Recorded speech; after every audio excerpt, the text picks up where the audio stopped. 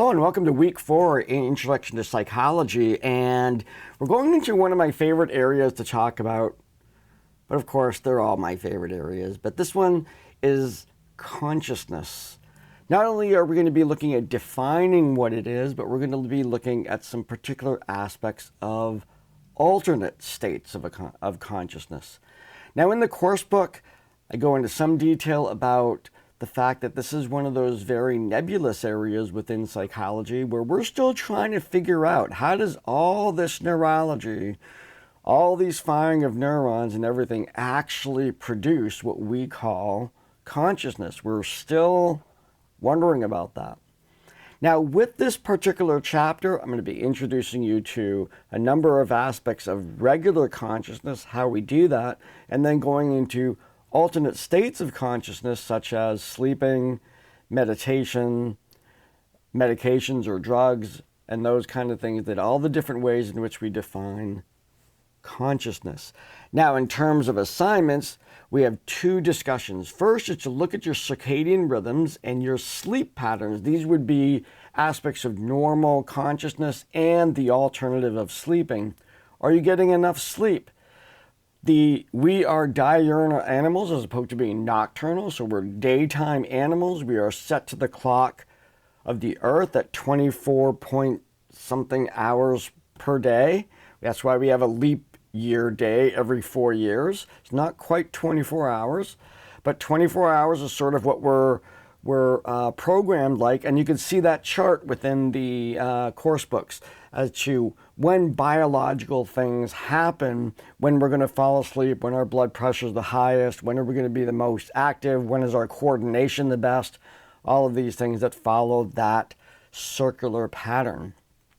The second discussion is a little bit on the fringe of psychology, and that is having a discussion about dreams. Now, there are various non-symbolic spiritual definitions of why we have dreams, and we cover those in the course.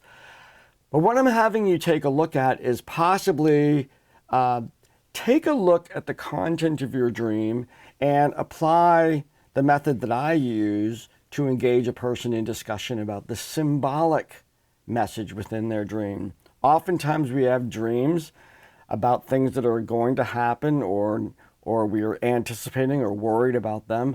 And the obvious aspects of the dream would be the interpretation of that. But often we have dreams about very strange things. We're in the woods, or we're being chased by somebody. That's a fairly common dream. Or something happens and it's really bizarre. Those kinds of things. And that gives us an opportunity to maybe look at them symbolically. What do those things mean? And in the history of dream analysis, both conducted by Freud, but more so by Carl Jung, there's dictionaries where you can look up. And if there's a bear, what does a bear mean? Or what does a house mean? And what if the door is locked? What does that mean? And there's all this, just to kind of play around with that idea. So I gave a link to a dream dictionary. I don't think it works anymore. The classes that have already done this told me it doesn't work anymore. But just look up dream dictionary.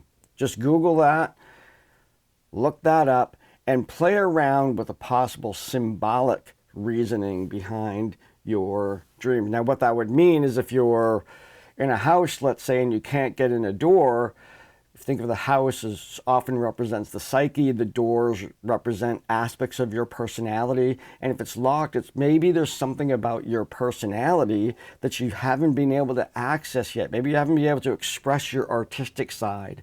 Or you're not in a good relationship, so there's certain things you're not able to do in that relationship. And that's how that dream could potentially be interpreted. Play around with that. I do that kind of interpretation for clients, and it often leads to some very interesting discussions about the reality of their worlds, leaving the whole content of the dream behind. The quiz is very, very straightforward, in your own words, in as complete a manner as possible. I give you a complete description in the course book.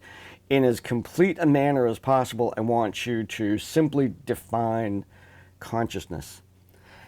Now, while all of this is going on, the proposals for the information literacy paper are starting to come in. Talked about that already. Look at the end of the chapter, look in the course structure. There's a quiz to take to tell me your topic.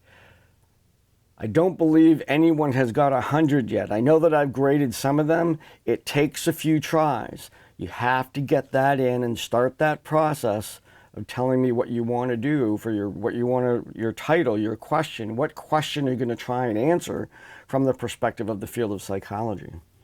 At the same time, I'm going to be posting, and I'll make a separate announcement for this, I'm going to be posting a survey asking you if, as a class, if there's anybody in here that would be interested in joining me again next semester for either sociology, introduction to sociology, or possibly even developmental psychology. If you want to take another class, I'm looking at scheduling for the spring right now, and I'm open to having you folks follow me into another class if you would like to do that. So I'll be looking for anybody who's interested in doing that. It'd be a simple quiz-like thing. It's not graded, it's optional, but just to tell me whether you're interested in one of them, both of them, either one, you don't care, or you don't plan on taking another class you're not interested in taking another class like that.